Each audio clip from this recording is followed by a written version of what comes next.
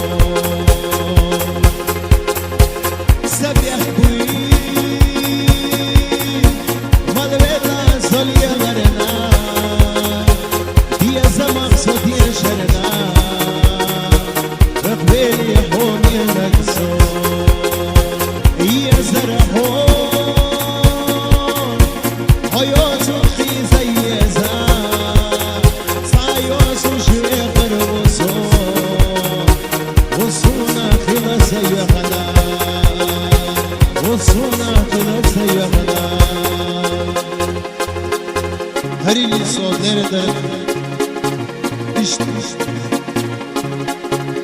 وقرفش وقردك شو يعني اشتغل ليش هو اشتغل من الساعة زي بعض